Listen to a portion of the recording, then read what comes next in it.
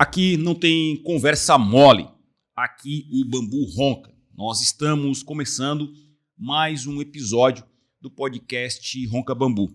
Um podcast que fala de segurança, fala dos problemas da sociedade, sem teoria, sem estar no gabinete, mas algo que trata da vida real, da mudança real que nós temos que fazer na sociedade. Uma mudança que compete a nós, cidadãos.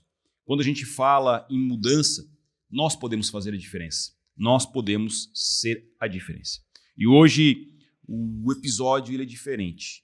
É um episódio que demonstra que segurança pública não se faz só com viatura, arma e cadeia. Segurança pública também se faz com oportunidades, com educação, com acolhimento, com alguém acreditando nos jovens, que são sempre o futuro das nossas nações. Nós acreditamos que o crime não pode abraçar o jovem. O Estado e as pessoas de bem é que devem abraçar esse jovem e levá-los para um caminho. Nós temos em Criciúma duas instituições que há décadas mudam a vida de pessoas. Mudam a vida e transformam. Pegam pessoas e fazem com que elas sejam grandes cidadãos. Temos a Abadeus, liderada pela Shirley Monteiro, e temos hoje o Bairro da Juventude, que é representado pela Silvia Zanetti. A gente fala muito sobre combater o crime, mas muito pouco sobre como impedir que o crime comece, como impedir que jovens sejam recrutados pelo crime e trabalhem nessa vida de ilegalidade. E talvez esse episódio seja o mais importante do podcast Ronca Bambu de todos os programas que nós já realizamos. Nós vamos fazer a apresentação breve das nossas convidadas e aí elas farão a sua apresentação. A Shirley Monteiro, da Abadeus, virou uma referência em inovação social. E a inovação tecnológica, ela muda a vida das pessoas. Mas a inovação social, creio que seja a maior ferramenta de mudança da sociedade. A capacitação profissional e a transformação de vidas aqui em Criciúma foram realizadas, em grande parte, pela Abadeus. A Silvia, do Bairro da Juventude, há mais de 75 anos, o bairro tem mudado a realidade de crianças e adolescentes em situação de vulnerabilidade. Em oportunidades que eu lá estive, presenciei relatos de pessoas que hoje se transformaram em grandes homens e mulheres e que passaram pelo bairro. Eu quero começar entendendo em que momento vocês perceberam que o trabalho social também é uma ferramenta direta para a segurança pública, a segurança de pessoas, porque hoje Criciúma é uma referência em segurança pública, é uma das cidades mais seguras, acima de 200 mil habitantes, que nós temos no Brasil. E eu vejo que muito disso é em razão dessas ações. Então, Shirley, em que momento tu percebe que essas ações de mudança da sociedade, ações sociais, elas transformam uma cidade, transformando essas cidades em cidades mais seguras? Então, desde o meu começo, há 30 e quase 40 anos atrás, nós iniciamos o atendimento direto da Abadeus na década de 90, o atendimento direto, porque a Abadeus tem uma história antes e depois de 89, né? E aí o atendimento direto a crianças e adolescentes e às famílias iniciou na década de 90, com o acolhimento das crianças em abrigo. A Abadeus primeiro iniciou com o abrigamento das crianças. E nós começamos a perceber lá no Cristo Redentor que as crianças estavam abrigadas e os pais, uma boa parte delas, tinha as famílias ali na mesma comunidade. E aquilo começou a nos incomodar. Por quê? Porque esse programa de alta complexidade, que é o abrigamento das crianças, o acolhimento, né? Ele é um mal necessário da nossa sociedade moderna. Mas isso não quer dizer que é o lugar ideal para aquelas crianças morarem, porque uma institucionalização, ela não começa depois de um ano. Para uma criança, ela começa a partir do segundo dia. No primeiro dia, a partir do primeiro dia, ela já tem que se acostumar a cada 12 horas trocar os monitores, se reprogramar, porque a mãe social ela é diferente, tanto que hoje evoluímos em muitas cidades do Brasil para o acolhimento em família substituta, que é para aproximar o máximo de família.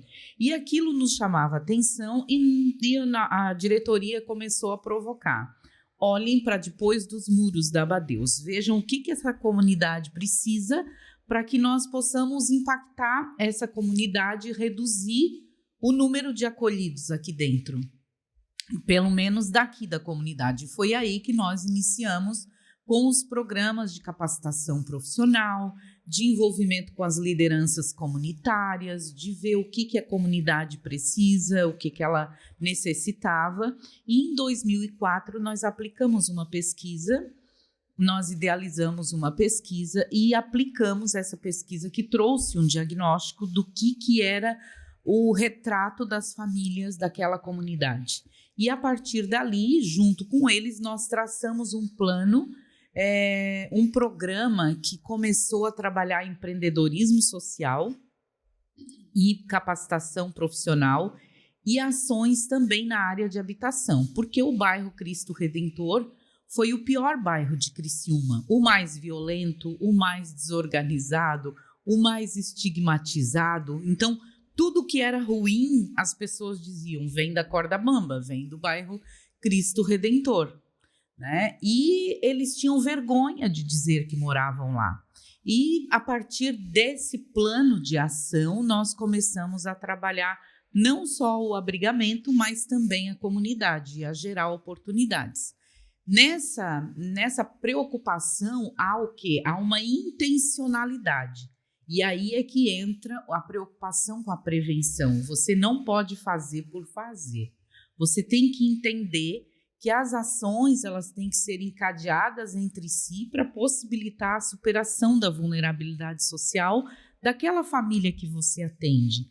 E não adianta nós atendermos só a criança, a gente tinha que gerar oportunidade para aquelas famílias de mudança. Pelo menos a mentalidade. Quando você começa a mudar a mentalidade dessas famílias, porque o adulto é muito mais difícil de você reprogramar ele. Então, você precisa trabalhar a criança e o adolescente, mas fazer com que o adulto, pelo menos, entenda que o filho e a filha dele vai ter uma vida diferente, que ele vai começar a incentivar isso. Então, quando a gente começou a ter essa resposta, nós entendemos que aí a comunidade começou a entender que ela era protagonista, né? E eu lembro que em 2004 nós aplicamos a pesquisa e nós tínhamos mês de até 10 assassinatos dentro do território. E isso para nós era terrível, porque a cada segunda-feira a gente sabia que tinha corpos sendo recolhidos. Era muito triste, durante a semana era tiroteio, e aquilo a gente começou a ter ações, mas nós orávamos sempre muito a Deus, pedindo, Senhor, sara essa terra e nos dê estratégias. Mas a gente sabe que Deus não age do céu direto, né? Você precisa estudar muito, trabalhar muito e transpirar muito, porque o trabalho é necessário.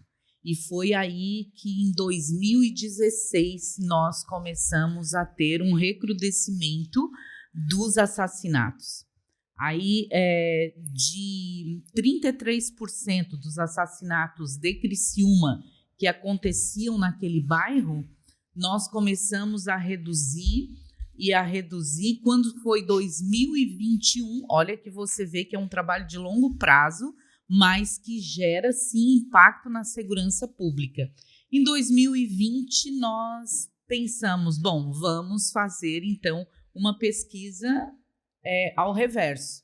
Vamos na segurança pública e ver qual é o índice hoje. Se era 33% de assassinatos dentro do território, hoje como nós estamos? Foi aí que a gente foi vendo, 2016 baixou para 7, depois 4, depois 6 de novo, depois 3, 2, e foi para 0. Hoje nós estamos desde 2021, são 5 anos, nós tivemos um episódio em 2024, um feminicídio de um cara que veio morar ali, naquelas mudanças de movimento migratório, e em 3 meses, infelizmente, ele assassinou, e foi assim um episódio que marcou muito a comunidade e marcou também a instituição, porque as crianças estudam conosco. E aí a gente, isso nos motiva a trabalhar muito mais para empoderar as mulheres, para que elas também tenham posicionamento para enxergar o que vai ser bom para elas e o que eu posso colocar dentro de casa, qual é o tipo de pessoa que eu posso me associar ou não, né, um relacionamento. Então, Shirley, tem 2 situações bem interessantes que me vieram agora. A primeira, eu começo como delegado de polícia em 2007 aqui na cidade de Criciúma. E trabalhava na Delegacia da Mulher e nós víamos a realidade do Cristo Redentor e da Corda Bamba. Quando eu voltei a trabalhar em Criciúma em 2015, nós tivemos um estouro de homicídios e mortes violentas aqui na cidade. E hoje, novamente, em 2026, trabalhando na Delegacia de Homicídios, a gente observa o quanto a Abadeus impactou no bairro da Juventude. De 2007, impactou no Cristo Redentor. De 2007 até 2026, e lá se vão praticamente 20 anos, o impacto foi direto. E quando falou na questão de Deus, né, Deus, a gente tem que orar a Deus para nos abrir caminhos. Nós que temos que realizar as coisas. E eu me lembro de uma passagem bíblica que fala de Jonas e da conversão de pessoas em Nínive. Deus falava para as pessoas, para Jonas, olha, tens que ir lá e converter essas pessoas, porque a Nínive era considerada a capital do Império Assírio e era a cidade do derramamento de sangue. Então ele foi lá, começou a fazer uma pregação e conseguiu converter as pessoas. Eu acho que o processo de conversão depende de pessoas. O processo de mudança depende das pessoas. Nós que temos o poder de tirar esse copo daqui e colocar num outro lugar. Deus pode nos inspirar a fazer isso. Mas nós é que temos que agir e fazer e realizar a diferença. E Silvia, então para ti qual foi esse insight aí de perceber que muitas pessoas vulneráveis poderiam estar no crime e não estão ou não estavam porque estavam no bairro da Juventude sendo moldados para serem cidadãos melhores? A história é complexa, né? Todo esse conjunto. Eu sempre, quando falo no social e na educação, eu me refiro a conjunto. É um conjunto de ações que levam à percepção com o tempo, que levam à percepção do que está caminhando para melhor. O bairro atende desde o bebê, né? Com 4 meses, entre 3 e 4 meses, as crianças já estão lá e vai até durante o dia. Eu digo que às vezes a gente fala num trabalho, mas é numa missão de atendimento até os 18 anos, quando há profissionalização. À noite ainda temos mais, porque durante o dia nós temos lá 1.600 crianças e jovens, e durante a noite ainda tem mais. Durante o ano passam em torno de 550, 600 alunos em cursos noturnos. Só durante o dia nós temos em torno de quase 600 alunos, 600 jovens só na profissionalização. Mas a gente começou lá como bebê, com o bebê. E esse trabalho de ter essa criança lá dentro, essa missão de ter essa criança lá dentro, ela vem junto com a família, né? E vem o trabalho lá dentro feito com a criança, com a família, com esse jovem, com essa criança, com esse jovem, com a família, mas também o trabalho da porta para fora, quando se vai aos bairros e se detecta, né? Tudo aquilo que acontece nos bairros, nas famílias dentro dos bairros, porque, na verdade, essas nossas instituições só trabalham com pessoas e famílias em alta vulnerabilidade, eu digo, né? Não só em vulnerabilidade, não, em situações as mais adversas. E o trazer lá para dentro não significa que não tem que ter o olhar da porta para fora. Quando a gente fala, quando eu falo muito em conjunto, um trabalho feito a tantas mãos, a tanta capacitação que tem que ser feita do profissional para que o profissional possa passar isso para aqueles que ele tem na sua mão. Isso é um trabalho que envolve tudo que se possa pensar. O bairro atende crianças de 89 bairros de Criciúma, 89 localidades. Eu nem falo bairros porque tudo tem uma certa mistura.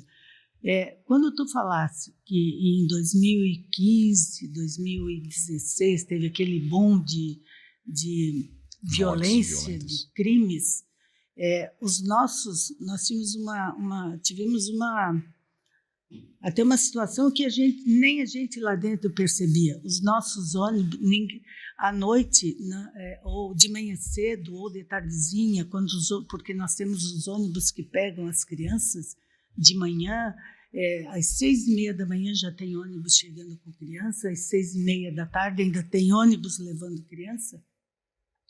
Nós percebemos uma coisa que nem nós lá percebíamos. À noite o crime cerceou a entrada de alguns bairros e os nossos ônibus entravam em qualquer lugar, porque nós estávamos com os filhos deles. Essa percepção que eles tinham de bairro, acolhendo, atendendo e acolhendo os filhos, era percebida lá, né? Então, os nossos ônibus conseguiam entrar lá. E, às vezes, nem a polícia entrava naquele bairro em determinados dias, em determinadas horas. E a gente, então, percebe, né, uma coisa que vinha sendo feita com muito trabalho e com muita escuta. A gente acredita muito na escuta, tanto que nós temos pessoas dentro do bairro só para a escuta do jovem, porque, às vezes, muitos jovens que não trazem para mim o problema vão trazer para ti, porque eu acredito mais, porque me identifico mais, porque confio mais. E cada um tem mesmo que haja uma capacitação muito grande, muito geral, cada um tem um modo de atender, cada um transmite uma confiança, né? Então, a Constituição, ela fala que a família é a base da sociedade e tem especial proteção do Estado. E a gente fala de família, seja monoparental, aquela em que só tem uma mãe e os filhos, ou o pai e os filhos. E ontem eu presenciei uma situação de um pai orgulhoso que passou pela minha vida. Em 2000, eu trabalhava no fórum e fazia audiências de conciliação. E numa oportunidade eu fiz uma audiência de conciliação numa separação. E o pai ficou com os 2 filhos. 2 meninos com 4 e 6 anos de idade. E esse pai, então, se dedicou aos filhos. Um é biólogo e o outro é médico. E ele mostrava com orgulho a figura dos 2 filhos para nós e dizia que, com muito orgulho, recebeu um carro 0 km dos filhos, um Chevrolet Onix. Dizia que ele tinha um Astra 2005 e hoje está com um carro 2025, como diz ele, um carro simples, mas que mostra para mim que a minha atuação como pai, seja apenas um pai sem a mãe, fez uma transformação na vida dos filhos. Então, a família é a base da sociedade e tem especial proteção do Estado. Às vezes eu me pergunto, será que o Estado-União, o Estado que nós vivemos, ou os municípios, dão especial proteção à família? A família acho que é a base de tudo. As cidades cresceram em torno de grupos de famílias. E às vezes eu me pergunto muito sobre isso. Vocês já olharam para algum jovem, seja na televisão, seja na nossa própria cidade, e pensaram, se ele estivesse aqui na Abadeus, ou se ele estivesse aqui no bairro da Juventude, talvez ele não estivesse no crime? O que tu me diz isso, Silvia? Não pode. Não, pode ser, pode lá falar assim. Eu ia dizer que não é que a gente olhe e tenha percepção, a gente vivencia isso, de que se ele estivesse aqui, ou por ele estar aqui, ele não está lá. Eu sempre digo que a rua é extremamente atrativa, só que ela é ilusória. Se evitar que vá para a rua, já ganhou 99% do que aquele jovem vai ser, do que aquela criança vai ser, do que aquela família vai se transformar. Quando nós temos no bairro alunos, e temos, isso é diário e é visível e é o que nos move todos os dias, alunos que voltam com uma família diferente, que voltam para mostrar o seu filho, para mostrar que constituíram uma família diferente, porque ali estiveram. Isso é o coroamento do que se faz. Às vezes se leva um longo tempo para enxergar isso, né? Mas às vezes é bem visível até no começo. Famílias que, por incrível que pareça, até nós que estamos lá todos os dias, meio que desacreditamos até, coisa que não é possível desacreditar no ser humano. Mas, às vezes, no começo, a gente até diz assim, não sei se isso aí vai chegar lá. E quando a gente vê, a transformação está feita, sabe? É um caminho que ele pode ser, ele nunca é curto. Ele pode ser um pouco menos longo, um pouco mais longo, mas ele é visível, Quando nós fizemos um bairro, quando nós fazemos todos os dias um bairro que nós queremos que ele seja muito bonito, muito bom, muito atrativo, muito colorido e um local de muita aprendizagem, é isso que nós queremos dizer para aquele jovem. Vem, porque é aqui o teu lugar. Não é lá numa escola que não tem um atendimento de fato, ou que faz de qualquer jeito. Não vem para o bairro porque não tem outra alternativa. Vem para o bairro porque tem vontade de vir, porque tem vontade de ficar lá e porque é um lugar de grande aprendizado. Quando uma criança entra lá com 4 meses e vai sair com 18 anos, capacitada, com um cursos longos, cursos de 1 ano e 2 anos, cursos que hoje nós colocamos quase 90% dos formandos no mercado de trabalho. Isso não é feito em qualquer lugar e de qualquer jeito. É porque ele não sai de lá porque ele tem um grande conteúdo, ele sai de lá porque ele teve muito conteúdo, mas ele teve muito trabalho no fortalecimento de valores. E aí ele ficou lá, dos 4 meses aos 18 anos, ele tem que sair de lá e olhar para trás e dizer, valeu a pena, que bom que eu estava aqui. E para isso ele tem que levantar de manhã e pensar, eu quero ir para lá. Que bom que eu vou para lá, porque muitos não tem quem chame, quem acorde, quem mande dormir ou quem mande levantar, né? E aí, se ele olhar para trás e ver que valeu a pena, nós cumprimos a nossa missão. Valeu a pena.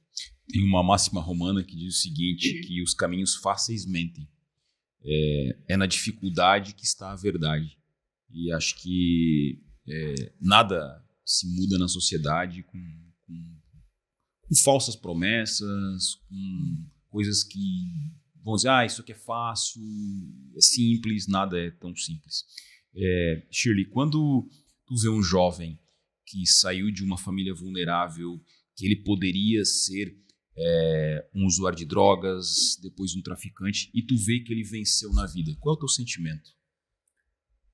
Eu acho que é muita gratidão a Deus por ter sido ferramenta, instrumento, né, junto com essa instituição e as parcerias, porque a Abadeus também não faz sozinha.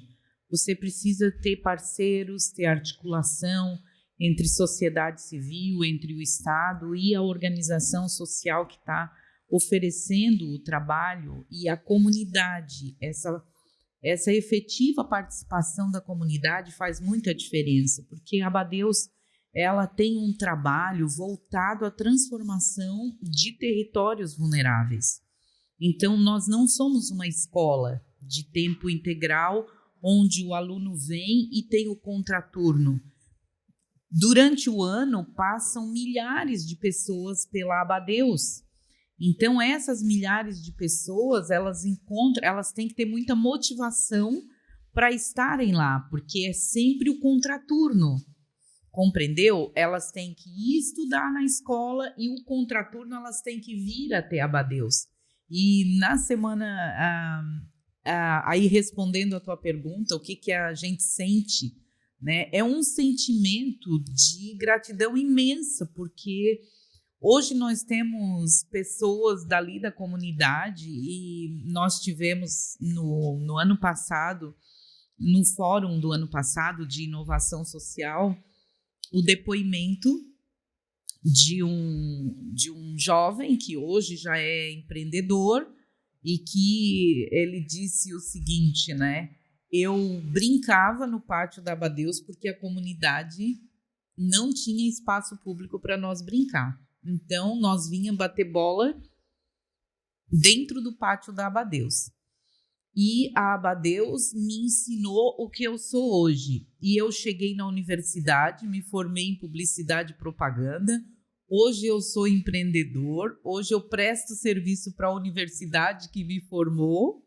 E estava no fórum prestando serviço de filmagem para nós. E hoje ele é uma referência nessa área de cinema, de filmes e tudo mais, de roteirista. Então, esse é um exemplo que eu estou te dando, mas hoje nós temos colaboradores na Abadeus que passaram pela Abadeus e que fizeram a sua inclusão digital, que fizeram o seu primeiro emprego na Abadeus. Nós colocamos em torno de 500 jovens no primeiro emprego todo ano. Não só ali da comunidade hoje, de mais de 80 bairros de Criciúma. E na sexta-feira, eu estava chegando na Abadeus à tarde, depois do almoço, e aí tinha um menino saindo assim, e eu achei que ele era um dos alunos que tinha recém começado um novo programa. Aí eu dei oi e costumo rir, e assim.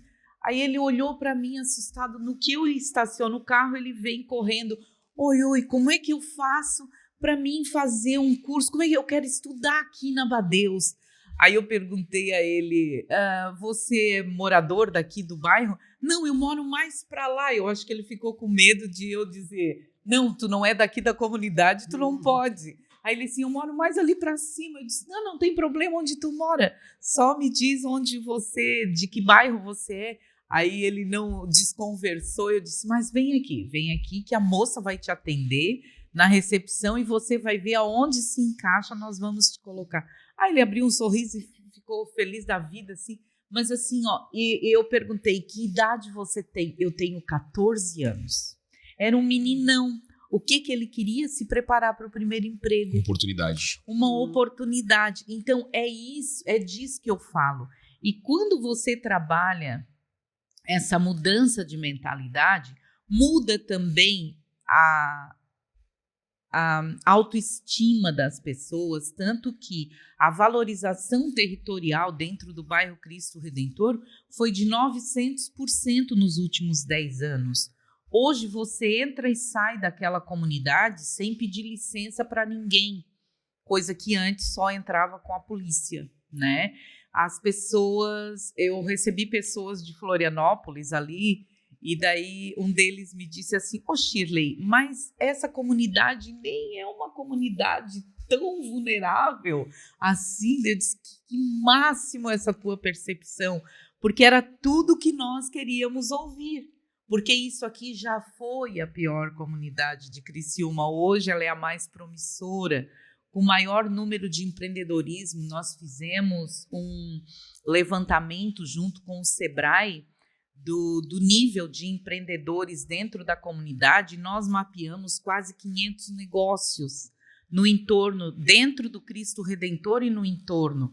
Isso quer dizer que as décadas de investimento em empreendedorismo social geraram frutos.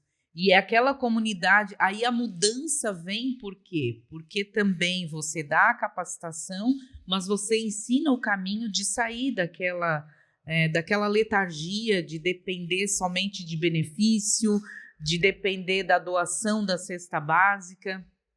Eu fico feliz da vida quando outro dia nós estávamos no grupo de mulheres e as mulheres assim, antigamente eu necessitava da cesta básica da Abadeus. Hoje, quando eu posso, eu venho aqui e trago uma. Aí eu penso assim, meu Deus, que mudança de mentalidade, que bênção é a pessoa poder dar esse depoimento. Então, é disso. E quando você ouve um adulto já idoso, vó, né, que ainda aquela família... Assim, não estou dizendo que o bairro Cristo Redentor virou a Suíça. Não é isso. Nós temos inúmeros problemas ainda sociais para resolver. Nós temos problemas ainda de dependência química, de álcool, ainda temos. Mas eu sonho com um dia em que isso seja a menor evidência e que a gente possa impactar outras comunidades que venham e possam, nós possamos ajudar e compartilhar essa tecnologia social para que as comunidades superem as suas vulnerabilidades. Porque cada comunidade tem a sua necessidade específica. O que você pode é adaptar a sua solução às necessidades daquela comunidade. Mas são pessoas, são famílias que precisam dessa intervenção e dessa mudança. O que a gente precisa, sim, né, é entender quais são as necessidades e o motivo real. Quando você falou de segurança pública, que geralmente a gente pensa, e é cultural no Brasil, que a repressão é que resolve, né? Mas a repressão junto com a prevenção, e daí você entendendo qual é o motivo do investimento público que precisa ser direcionado para aquela comunidade. E eu penso o seguinte, no Brasil, tudo que é social é caro, né, Silvia? Tudo é caro. Se a gente fala que um programa custa tanto, as pessoas acham que o investimento para superar a vulnerabilidade é muito alto. Só que, em contrapartida, você investe em N coisas, porque nós temos uma cultura no Brasil de investir lá na alta complexidade, né? Aí, quanto custa um preso no Brasil? Quanto custa um jovem no sistema de CASE e no sistema socioeducativo? Esse custo é altíssimo. Mas quanto custa um jovem na Abadeus ou no bairro da Juventude? Custa meio salário mínimo, um salário mínimo? A gente nem fala em um salário mínimo. Porque, gente, e o quê? E quando tu diz que custa meio salário mínimo, se bobear, a pessoa acha caro. O Estado acha caro, mas não é caro. Porque, Shirley, eu acho que isso tem dois lados sempre, né? Tudo tem dois lados. Qualquer investimento que se faça, acho que, por exemplo, quando eu falo que se fez lá, eu dou exemplo daquele Carmel, né? Não sei se aqui pode falar assim. Podemos falar assim. Mas fez o prédio, nós deu atendemos apartamento, jovens de lá. Nós também. Se fez o prédio, se faz a casa, está morando, que bom, mas e a estrutura mínima para aquilo? As condições das famílias que foram para lá, qual o atendimento, qual o conjunto de ações, de atividades, de ações que são feitas para que todo aquele pessoal que se reuniu lá tivesse condições ou tenha condições de morar lá, sem todos aqueles problemas que surgiram. Onde é que está o social daquilo lá? Onde é que, sabe? Como se atende cada família que for morar lá? É uma família muito diferente da outra, como são todas as famílias, mas em todos os sentidos. E aí a gente volta para o ponto de que o que falta, qual a infraestrutura toda necessária em cada município para que as coisas caminhem juntas. Eu vejo no bairro, por exemplo, quando eu digo que nós temos 1.600 crianças jovens, nós temos uma lista de espera de quase 800 crianças. Quase outro bairro da juventude, com aquela estrutura, com aquela condição. Se ele encaminha ao mercado de trabalho tanto, se ele transforma tantas vidas, se ele faz os valores se fortalecerem, nós precisamos investir nisso. Tá? E muitas vezes, nós que estamos lá, e eu não digo isso porque tem que ter orgulho de ir lá e dizer que precisa, falta, né, condições, ou às vezes vai acuado. Eu queria... Lá, eu tenho um projeto que vale, sei lá, 1 milhão. Mas aí a pessoa dá... Não, é muito. É como a Sheila acaba de dizer, tudo é muito. O valor sempre parece muito alto para aquilo que se quer investir quando se fala do social, né? Mas não... Que argumentos eu tenho para que aquilo seja realmente entendido, assimilado e convertido em retorno verdadeiro, né? Quando falo em curso profissionalizante, por exemplo, no bairro, nós temos que fazer um exame de seleção. Porque não tem vaga para todo mundo. Lá tem entre os 600 alunos, mas ficam de fora lá mais 1.800 alunos, porque tem curso no bairro que tem uma procura que chega a ter 8 alunos por vaga para aquela situação, que são cursos que colocam no mercado de trabalho. Muitas vezes, o aluno que está lá, o jovem que está lá, ele nem quer de fato aquele curso, mas aquele curso vai servir de alavanca para o que ele verdadeiramente quer. Hoje em dia, o que a gente tem? Alunos que passaram pelo bairro, que são psicólogos, que são médicos. Nós temos um menino se formando agora em junho na medicina. Em outras épocas, isso não, era uma coisa inacessível, entrar na universidade e um jovem que vinha de instituições sociais dessa natureza. Então, a gente sonha, e fora o aprendizado que a gente tem, porque a gente está sempre imaginando que a gente está lá ensinando, mas nós estamos lá aprendendo. Quando tu faz a pergunta, o que tu sente quando tu vê um jovem que sai de lá e se transformou, atingiu patamares que não atingiria fora de lá, eu sinto que todos nós atingimos um outro patamar. Todos nós. Porque ninguém é feliz sozinho. Ninguém faz o seu giro ali, o seu entorno. O seu entorno é que te faz melhor. E é isso que a gente busca. A gente sonha, né, Silvia, com um dia em que a gente não fale de exceção, que esse chegou, aqueles que Abadeus atendeu, mas que todos possam chegar. Porque essa é a necessidade. O Estado precisa rever muitas práticas e muita forma de investimento que fica segregando. Porque hoje, quem é que chega no ensino superior? 1,5%.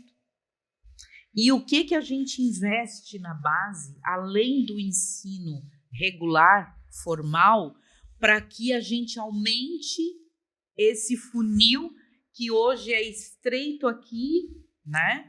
Então, e que se perde. Uma geração não se perde aos 15, aos 14. A gente perde uma geração já até os 10 anos. Então, nós precisamos acelerar esse processo de inclusão. E o investimento social em jovens e crianças, em ações, né, em um pool de ações e programas que incluam essa criança o máximo possível e preparem. Porque não adianta só incluir por incluir, tem que preparar. Há uma intencionalidade nesse programa de inclusão social, há uma vontade de se investir de fato, Porque caro é nós perdermos uma geração. Hoje nós temos os gaps de mão de obra qualificada, nós temos a necessidade de abrir o funil para que cheguem muito mais no ensino superior, mas nós precisamos motivá-los. E aqui entra a necessidade de investir na base, porque eu posso ter a bolsa para o ensino superior. A universidade gratuita está aí para todo mundo, mas será que todos que querem, ou hoje todos querem? Por que o número de jovens que chega no ensino superior, uma grande parte deles desperdiça a bolsa e não conclui? Então, há uma necessidade de investir na base e de se considerar as organizações sociais, o terceiro setor, precisa ser olhado como um parceiro estratégico para o Estado, para a sociedade, para o setor produtivo. Quando a inovação fala das hélices e ela considera a importância das 4 hélices, que são o Estado, a sociedade, as universidades e o setor produtivo, a necessidade de se trabalhar junto, enxergar também o terceiro setor como, enxergar o terceiro setor como um parceiro estratégico para as políticas públicas. Nós temos que fazer esse upgrade cultural no Brasil, de que terceiro setor só trata de caridade. Não, nós nos profissionalizamos. Nós hoje somos complementares às políticas públicas, principalmente as sociais, e isso é na veia ali. Quando você fala de sustentabilidade, quando você fala de ODS, quando você fala de ESG, você precisa entender que há um tripé, que é o social, que é a governança e que é o meio ambiente. Mas como essa governança está sendo praticada? Como é que essa governança está sendo olhada? Nós fizemos um fórum agora que foi sobre governança do futuro e a gente tratou muito de sustentabilidade e como essa sustentabilidade tem que ser voltada para o investimento em pessoas. E nós temos aí o reflexo no Brasil, que tem quase 50% dos cidadãos no cadastro único da assistência social, 47%. Né? E uma grande parte, quase a maioria me foge agora a memória, o percentual de pessoas que recebem o benefício social, mas quando você pensa que aquela pessoa está no CadÚnico, é porque ela precisa de algum benefício socioassistencial para sobreviver. Aí você pode pensar assim, mas hoje para te fazer o SUS, tu tens para pegar benefício na saúde, tu também tem que ter CadÚnico, mas ele precisa. Por quê? Porque grande parte da população brasileira mora nas periferias, mora nos bairros e precisa, né? O nosso custo de vida aumentou, mas isso quer dizer que o poder aquisitivo aumentou? Pelo contrário, né? A necessidade de se tratar o terceiro setor como um setor estratégico, e aí eu quero agradecer a oportunidade mesmo, o fato de nós estarmos aqui discutindo isso, né, como representantes de organizações do terceiro setor, interessadas que somos em que as políticas públicas dê certo e que o Estado nos reconheça como parceiros estratégicos, né? E aí eu penso, né, que o terceiro setor no Brasil, ele já é um setor estratégico porque ele representa 4,23% do PIB nacional. Sabia disso? Que o PIB que nós geramos, geramos um PIB maior do que a indústria automobilística no Brasil hoje, o terceiro setor. Nós empregamos só em Santa Catarina, nós geramos 80 mil empregos diretos em Santa Catarina. Esses 80 mil empregos diretos são maior e mais volumoso do que qualquer outro setor de serviços ou produtivo e que tenha a atenção do Estado para eles porque geram valor econômico. Nós também geramos valor econômico, porque as pessoas que nós transformamos, elas se tornam produtivas. E os empregos que nós geramos também geram valor econômico para o Estado. Então, está na hora de o Estado fazer o sentido reverso e olhar para nós, sim, como um setor produtivo. Isso passa por e isso tudo é verdade, e passa por uma transição de longo prazo aí. Como é que era quando se fala hoje em trabalho social, ser todas essas políticas do social serem políticas complementares, já não são mais políticas complementares, já são políticas essenciais, porque durante décadas, sei lá, eu acho que isso veio lá da Idade Média, que trabalho social é trabalho de voluntário, é trabalho de caridade, tem que fazer caridade, que esse povo precisa, a caridade cria dependência, então se eu te ajudo, tu me deve de alguma forma, um dia, um favor, e não é verdade, isso já devia ter sido invertido há muito tempo, porque eu, quando penso no trabalho que o bairro desenvolve, nas atividades que o bairro desenvolve, nos valores que o bairro quer sempre trabalhar para fortalecer muito nas famílias, nos jovens, na sociedade como um todo, eu penso que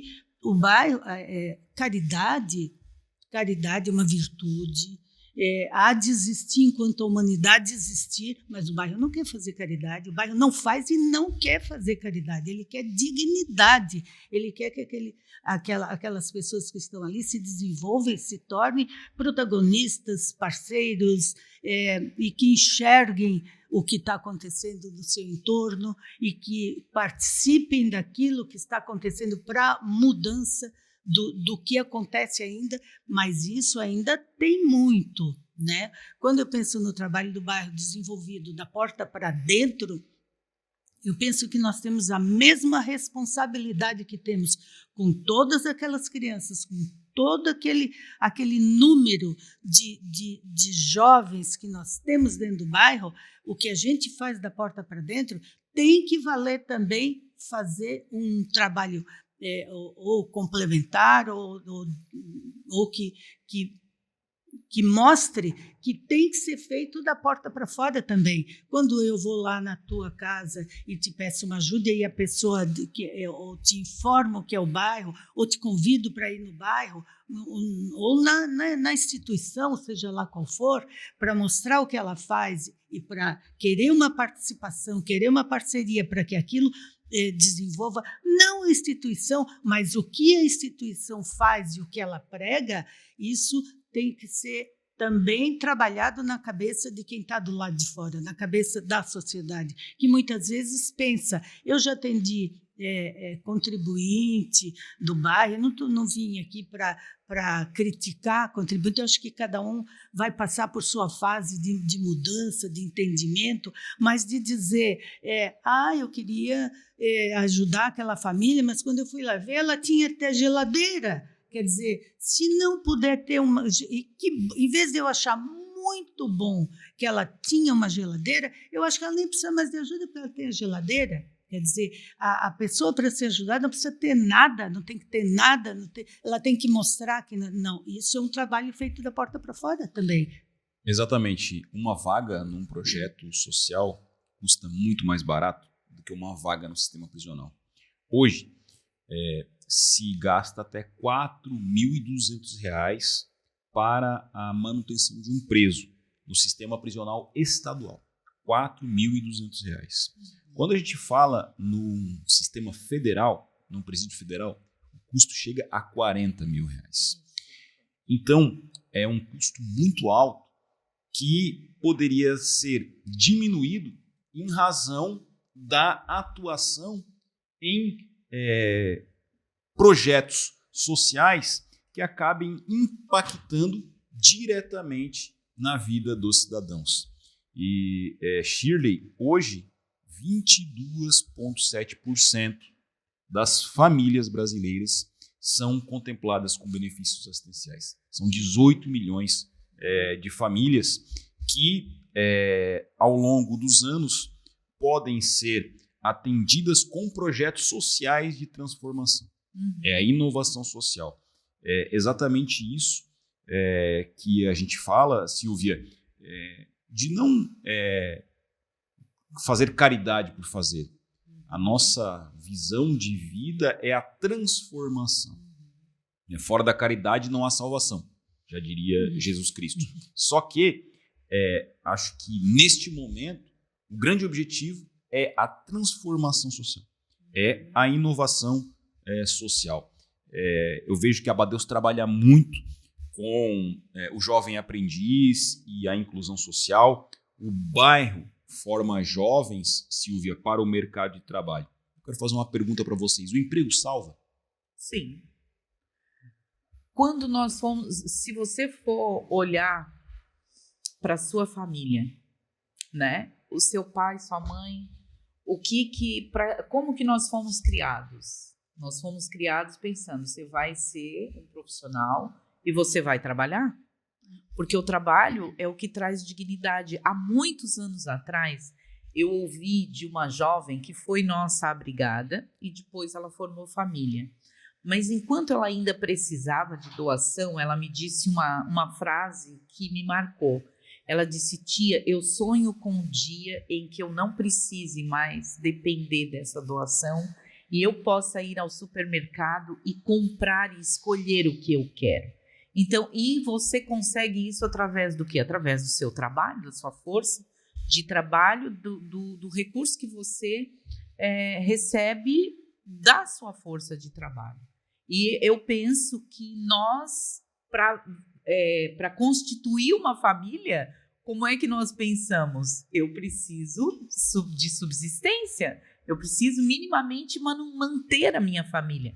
Então, essa questão do trabalho, do emprego, ela é fundamental para o jovem entrar da forma legal, se preparar durante ainda o período que ele ainda estuda, porque ele vai se preparando, convivendo no mundo corporativo, a mentalidade dele vai sendo formada para crescimento, para evolução escolar, para ele pensar minimamente um projeto de vida dele, da onde eu estou, onde eu vou chegar e o que eu posso. E aí ele vai descobrindo, sim, que ele tem condição de que aquele sonho que ele achava que não era possível. Nós temos um jovem que veio aos 14 anos e, por incrível que pareça, né? A Silvia falou no Carmel, ele morou no Carmel até ele se tornar adulto, os pais talvez ainda morem lá. E aí ele disse que quando chegou na Abadeus, o sonho dele de tocar violino praticamente tinha sumido. Ele achava assim, não vou nunca poder tocar um violino, nunca vou poder ter um violino na mão. E ele já tinha 14 anos. E aí o pai dele nos ouviu na rádio fazendo divulgação da Escola de Artes Abadeus. Aí o pai dele, vamos lá então, que lá tu vai ter a oportunidade de aprender violino. E ele aprendeu, hoje ele é um exímio profissional na área de violino, ele toca em casamentos e tudo mais, trabalha durante a semana, né, na área de digital e marketing digital, mas nos finais de semana ele tem a música não só como hobby, mas também como profissão. E aí o que eu posso te dizer?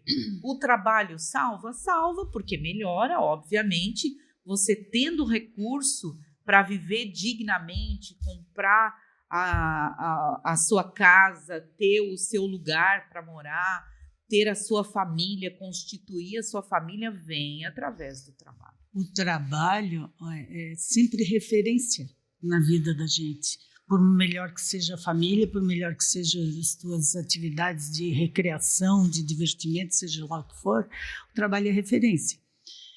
Pode parecer engraçado, mas eu sempre penso assim, quando a gente às vezes não encontra alguém que a gente não vê há muito tempo, um amigo, um conhecido, pode encontrar na rua, qualquer lugar, que a gente pergunta, como é que tu estás, como é que vai, está tudo bem? Eu nunca ouvi falar que alguém dissesse assim, eu estou ótimo, eu estou desempregado. Nunca, né? Muito pelo contrário.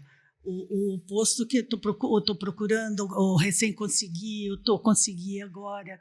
E olhando para dentro do bairro, que pega o bebê, desde o bebê e vai até a profissionalização, e que tem lá dentro uma escola, porque o bairro é uma instituição de período integral, então ele tem lá dentro uma escola da rede, que é uma escola do ensino fundamental, tem o ensino materno, a educação infantil, o ensino fundamental, o ensino profissionalizante e tudo que há no contraturno, né? Música, esporte, muitas modalidades de esporte, alunos despontando, jovens despontando, né, em campeonatos, temos jovens entrando na Olimpíada, e isso é por isso que eu sempre falo que é conjunto, tudo é conjunto. A gente percebe muito, é muito visível esse jovem sair do ensino fundamental, ou a hora que ele ingressou no ensino profissionalizante, a gente percebe como ele levantou o ombro, sabe? Como ele levantou a cabeça. Por quê? Porque ele sabe que ali ele vai mudar de vida. Ele vai fazer um curso e ele vai para o mercado de trabalho, porque ele vai fazer o curso e ele vai ser encaminhado para o mercado de trabalho. Então, ele sabe que ali ele visualiza, aquilo ali abre o horizonte dele.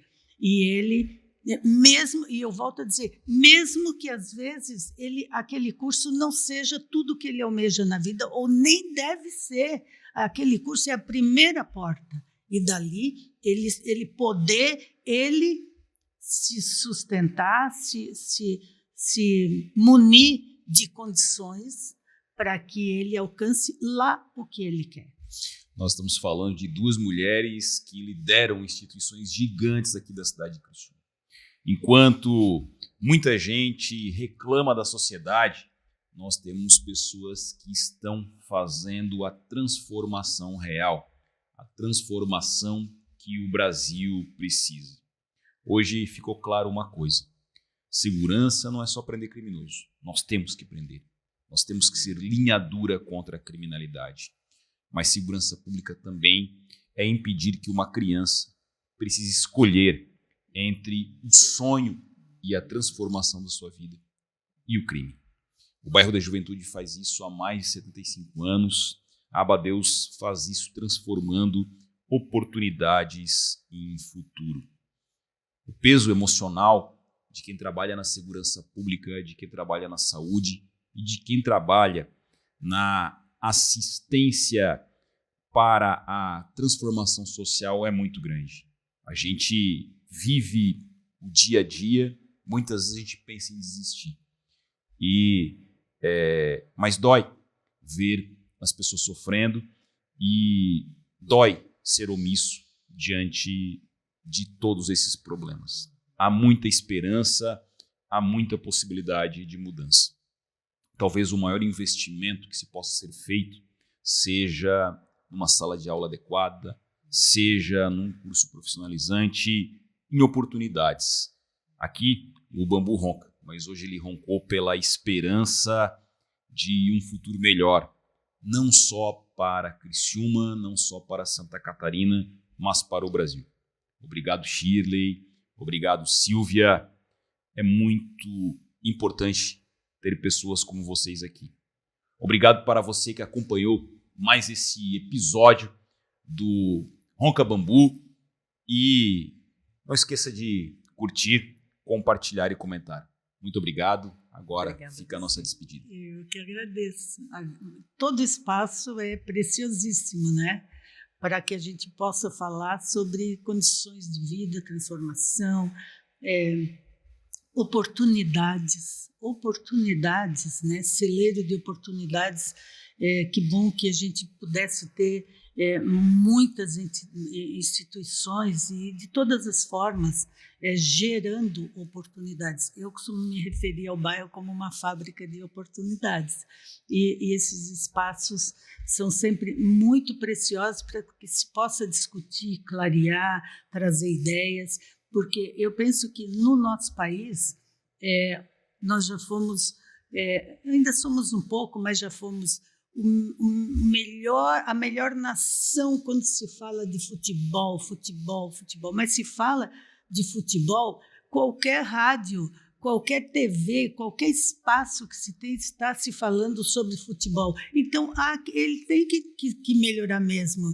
Ideias de toda parte. Se nós falássemos de educação e de social, como se fala de futebol nesse país, eu tenho certeza que nós estaríamos num patamar bem mais alto. Fabricando o futuro melhor. Obrigada, doutor Ulisses, pela oportunidade. Nós precisamos mesmo discutir desenvolvimento social sustentável e que bom, né, que a gente teve essa oportunidade de estar aqui. Para mim foi um privilégio, uma honra estar discutindo um tema tão importante que é o investimento no desenvolvimento de pessoas e pessoas que saem da vulnerabilidade para transformar outras realidades e para serem protagonistas da sua história de vida. É para isso que a gente trabalha e que bom que a gente tem esse reconhecimento e esse prestígio de estar aqui. Muito, muito obrigada em nome da Abadeus, em nome das quase mais de 3.000 pessoas atendidas por ano, em nome de tantas pessoas transformadas. Eu quero agradecer esse espaço, porque não é um espaço qualquer, é um espaço qualificado, onde a gente tem condições de expor as ideias e a necessidade de um maior investimento no social de fato, né? Quem sabe, de tanto a gente discutir isso, a cultura se transforme em investimento em prevenção mais do que em alta complexidade e no pós, né? Lá na repressão e no problema. Então, acho que eu só tenho a agradecer essa oportunidade de falar em nome da Abadeus. Muito obrigado. Não Continuem transformando vidas. Não podemos só deixar de convidar para que visitem as nossas instituições, para que trabalhem, para que possam conhecer o que se faz.